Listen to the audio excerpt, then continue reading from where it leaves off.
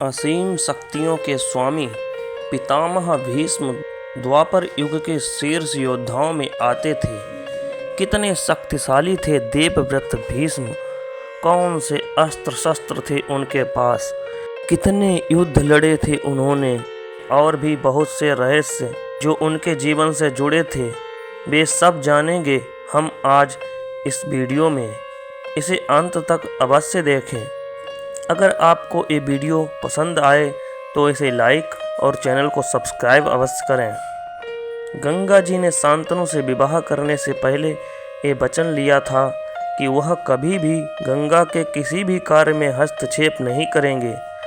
भीष्म जी शांतनु तथा गंगा के 8वें पुत्र थे। उनसे पहले गंगा जी के जो 7 पुत्र हुए थे, उन सबको गंगा जी ने जल में डुबो दिया था। गंगा उस 8वें पुत्र को भी डुबोने वाली ही थीं, मगर शांतनु से रहा न गया। उन्होंने गंगा को रोक दिया। वचन भंग होने के कारण गंगा बोली, अब मैं यहाँ नहीं रह सकती। और जाते हुए उन्होंने शांतनु को बताया, ये तुम्हारे 8वें पुत्र महाभाग वसुदेवता हैं। वशिष्ठ जी के श्राप से ये मनुष्य योनि में आए थे। इसके उपरांत वे सर्वप्रथम देवव्रत तथा गंगाव्रत नामों से विख्यात हुए।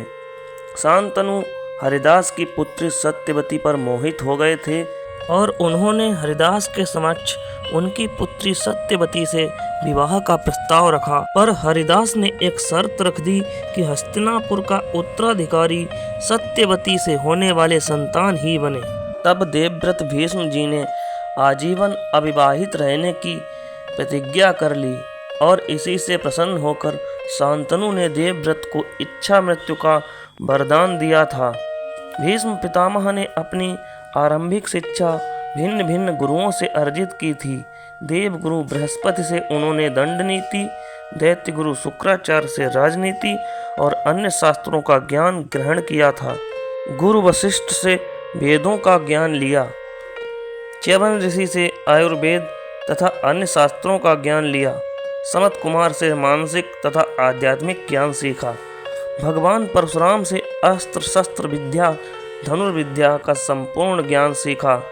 भीष्म पितामह के पास ब्रह्मास्त्र तथा वरुण अग्नि आदि देवों के भी दिव्यास्त्र थे। अब बात करते हैं उनके आरंभिक जीवन से लेकर कुरुक्षेत्र में दिखाए गए उनके पराक्रम की। सत्यवती से चित्रांगत और विचित्रवीर्य नामक 2 पुत्र हुए। जब चित्रांगत एक गंधर्व के हाथों मारे गए थे, तब भीष्म जी ने बालक अवस्था में विचित्रवीर्य को सिंहासन पर बिठा दिया था। जब विचित्रवीर्य युवावस्था में पहुँचे, तब भीष्म ने उनका विवाह करने का विचार किया। जब उन्हें यह ज्ञात हुआ कि काशीराज अपनी 3 कन्याओं का स्वयंवर कर रहे हैं, तब भीष्म ने स्वयंवर में पहुंचकर उन तीनों कन्याओं को अपने रथ में बिठा लिया। उन्होंने सभी राजाओं को ललकारा और बलपूर्वक उन तीनों कन्याओं का हरण कर लिया। सभी राजाओं ने भीष्म से युद्ध किया, किंतु भीष्म ने उन सभी को परास्त कर दिया। हस्तिनापुर की सेना पितामह भीष्म के संरक्षण में रहकर जरासंध की सेना की तरह अत्यंत शक्तिशाली थी। हस्तिनापुर की रक्षा का उत्तरदायित्व पितामह भीष्म के कंधों पर था। अपने पिता शांतनु की मृत्यु के बाद पितामह भीष्म ने एक समय अत्यंत क्रोध में आकर एकमात्र रथ की सहायता से ही समस्त राजाओं को जीत लिया था। क्रोध में भरे हुए भीष्म ने उन सभी राजाओं को मार दिया था। इस वृत्तांत से हमें यह ज्ञात होता है कि भीष्म अपनी युवावस्था में अजेय थे। उन्होंने चक्रवर्ती राजा उग्रयुध को भी अपने अस्त्रों के प्रभाव से मार डाला था। जब विचित्रवीर्य भी छोटी अवस्था में ही स्वर्गवासी हो गया, तब सत्यवती ने भीष्म से कहा, हे भारत, अब तुम ही विचित्रवीर्य की दोनों रानियों से धर्म संगत विवाह कर लो। इस पर भीष्म ने अपनी प्रतिज्ञा याद दिलाते हुए मना कर दिया। भीष्म जी की सहमति से सत्यवती ने अपने पुत्र वेद व्यास जी का आवाहन किया।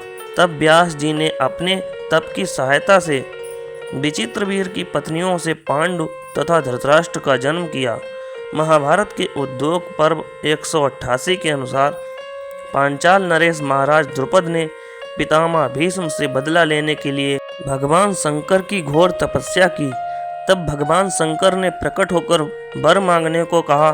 तब द्रुपद ने कहा कि मैं भीष्म से बदला लेना चाहता हूँ, इसलिए मुझे केवल पुत्र की ही प्राप्ति हो।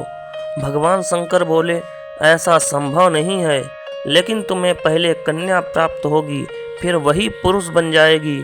मैं तुम्हें यह वरदान देता हूँ। बाद में द्रुपद को वही कन्या पैदा हुई जो स्थोणाकर्ण नामक यक्ष की सहायता से एक पुरुष बन गई थी और शिखंडी कहलाई। भीष्म ने जिस अम्बा का तिरस्कार किया था, उसी अम्बा ने भगवान शिव से वरदान मांगा था कि वह भीष्म का वध करना चाहती है। भगवान शिव ने उसे यह वरदान दे दिया था और वही अम्बा अगले जन्म में द्रुपद की पुत्री के रूप में जन्मी थी। एक बार भीष्म का अपने गुरु परशुराम से युद्ध हुआ था, जो 23 दिनों तक चला था। पराजय को स्वीकार करना इन दोनों के लिए असंभव हो गया था। परशुराम जी भीष्म पर हावी हो गए थे और उन्होंने उन्हें रथ पर ही गिरा दिया था। तब गंगा और वसु भीष्म जी की सहायता के लिए आए थे और उन्होंने भीष्म जी को प्रस्वापन अस्त्र का स्मरण कराया था। परशुराम जी ने अपने पूर्वजों के अनुरोध पर लड़ाई से हटने का निर्णय किया और उन्होंने स्वयं को पराजित मान लिया था।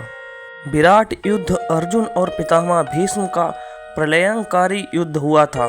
दोनों योद्धाओं ने प्रजापति इंद्र, अग्नि, रुद्र, वरुण, कुबेर, यम और वायु से प्राप्त दिव्यास्त्रों का उपयोग एक दूसरे पर किया था। पीड़ा में होते हुए गंगा पुत्र भीष्म युद्ध में अडिग बने रहे थे और रथ के खंभे को पकड़कर खड़े थे। तभी उनके सारथी उनकी स्थिति को देखकर उनको बचाने का धर्म निभाते हुए उनको सुरक्षित स्थान पर ले गए थे। इसीलिए हम उन्हें युद्ध में पराजित हुआ नहीं कह सकते। एकमात्र भीष्म ही थे जो अर्जुन द्वारा चलाए गए सम्मोहन अस्त्र को काट पाए थे। बाकी समस्त योद्धा अर्जुन के हाथों पराजित हुए थे। अब बात करते हैं कुरुक्षेत्र में उनके द्वारा दिखाए गए पराक्रम की।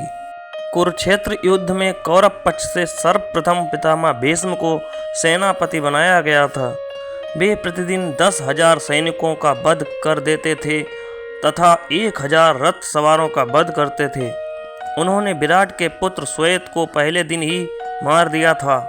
7वें दिन जब पांडवों ने एक साथ मिलकर उन पर प्रहार किया, तब भी पितामह भीष्म का वध करने में पांडव असफल रहे। उन्होंने भीष्म, भीम, अभिमन्यु, सात्यकी आदि समस्त योद्धाओं को पराजित कर दिया था। युद्ध के 9वें दिन पितामह भीष्म और अर्जुन में प्रलयंकारी युद्ध हुआ था। उनके बाणों ने अर्जुन और श्री कृष्ण को कई बार घायल कर दिया था। यह सब देखकर भगवान श्री कृष्ण को बहुत क्रोध आया। फिर भगवान श्री कृष्ण स्वयं ही भीष्म का वध करने के लिए रथ से उतरकर भीष्म की ओर दौड़ने लगे थे। तब उन्हें अर्जुन ने पांव पकड़कर क्षमा याचना करके रोक दिया था। उस दिन भीष्म ने पांडव सेना में हाहाकार मचा दिया था। भीष्म के रहते पांडवों ने किसी भी कौरव का वध नहीं कर पाया था। जब पितामह का वध असंभव हो गया तो उन्होंने स्वयं ही प्राण त्यागने का विचार कर लिया और अपनी मृत्यु का रहस्य पांडवों को बता दिया। इस प्रकार अगले दिन पांडवों ने शिखंडी को युद्ध में उनके आगे खड़ा कर दिया और पितामह ने बाण चलाना बंद कर दिया। किंतु अर्जुन निहत्थे पर प्रहार नहीं कर सकते थे, इसलिए उन्होंने धनुष अपने हाथ में ही पकड़ रखा था ताकि वे मृत्यु को प्राप्त हों। तब अर्जुन ने अत्यंत पीड़ादायक और भयंकर बाणों से पितामह भीष्म का शरीर भेद दिया था और पितामह भीष्म बाणों की सैया पर लेट गए थे। और युद्ध के 40 दिन बाद उत्तरायण के पहले दिन पितामह भीष्म ने अपने प्राण त्याग दिए और मुक्ति को प्राप्त हुए थे। आज की वीडियो में बस इतना ही। आशा करते हैं कि आपको हमारा यह वीडियो अवश्य पसंद आया होगा, इसलिए वीडियो को लाइक करें और एक प्यारा सा कमेंट करें और हमारे चैनल को सब्सक्राइब अवश्य करें।